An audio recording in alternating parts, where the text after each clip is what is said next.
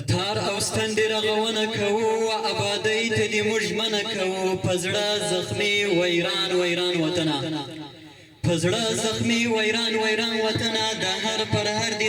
درملنه کوو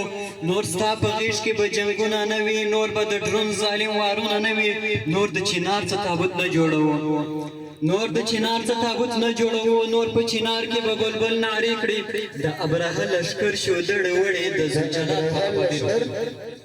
د ابرهه لښکر شو دړې وړې د زلجلال په ابابیلو باندې د وخت فرعون سخت وحشتونه وکړه د مسلمه امت یې وینې توی کړې ورسره مل شو ایمان فروشه خلک پر خپلې خاورې یې واکمن کفر کړو په هر څه پوه و عاقلان غداران خو د ډالرو شو بچیان غداران په هر څه پوه عاقلان غداران خو د ډالرو شو بچیان غداران سترګې یې پټې پر تاریخ باندې کړې دوی خامې غوښې پر سورسیخ باندې کړې بعضو ظلمو خاورو ته مور وویل مننه بعضو ظلمو خاورو ته مور وویل د عین الحق ناره یې پورته کړله ژوندون یې ځان لره پیغور وبلی ژوندون یې ځان لره پیغور وبلی هر یوه ځان د منصور ورور وبلی یو نصرت د پاک الله ورسره بل د ځوانۍ شیندل بې څه هم نه وه یو نصرت د پاک الله ورسره بل د ځوانۍ شیندل بې څه هم نه وه کفري یرغل و 42 ملکه وه کفري یرغل و 42 ملکه وه څو به برسرو طالبانو مات کړه څو به برسرو طالبانو مات کړه مننه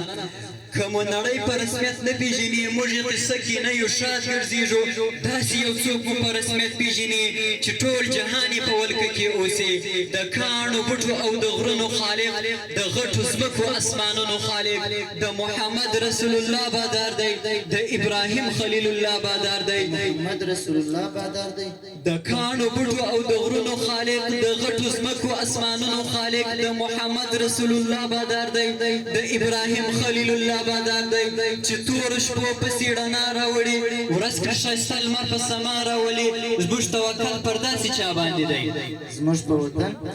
زموږ توکل پر داسې چا باندې دی چې یې دیدن ته فدایان ورغلي هی په زرګونو شهیدان ورغلي زموږ توکل پر داسې چا باندې دی چې یې دیدن ته فدایان ورغلي هی په زرګونو شهیدان ورغلي عقیدې ټینګې کړئ هوډ کلک وساتئ عقیدې ټینګې کړئ هوډ کلک وساتئ لږ و ماضي لره کتنې کوئ څنګه مو تېرې کړې د وینو ورځې څنګه مو تېرې کړې د وینو ورځې بس په دې حال باندې الحمدلله چې خاورو وخوړل ګل رنګه ځوانان چې خاورو وخوړل ګل رنګه ځوانانو اورو کباب کړله کشنګه یاران دلته د وینو ویلې وبهېدې هم زولنو کړله خزان شاه زلمیان مننه دلته د وینو ویلې وبهېدې هم زولنو کړله خزان شاه زلمیان د خوار یتیم سلګۍ تر عرشه ولاړې د بورې مور ژړه الله واورېده د خوار یتیم سلګۍ تر عرشه ولاړې د بورې مور ژړه الله واورېده چې سره بنګړي به یې پر قبر مات کړه د کونډې خور شیره الله واورېده چې سره بنګړي به یې پر قبر مات کړه د کونډې خور شیره الله واورېده لا خو تر اوسه وینې پاکې نه دي د وطن غرو کې یې اثر پاتې دی ای د ایلکس او د رینجر خاونده ای د منصب او د دفتر خاونده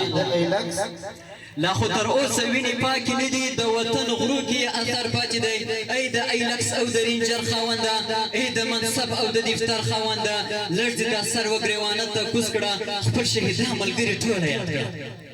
لږ دې دا سر وګریوانه ته کوز کړه خپل شهیدان ملګري ټوله یاد کړه تو خدای ټوله شمارلی شې ته تو خدای ټوله شمارلی شې ته د هر یوه مزار ته تللی شې ته په دې پوهېږم عاجز پاتې شوې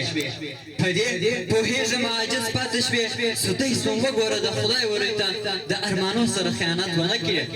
او سودی سوم وګوره د خدای وروی ته د ارمانو سره خیانت ونه کړې تکبیر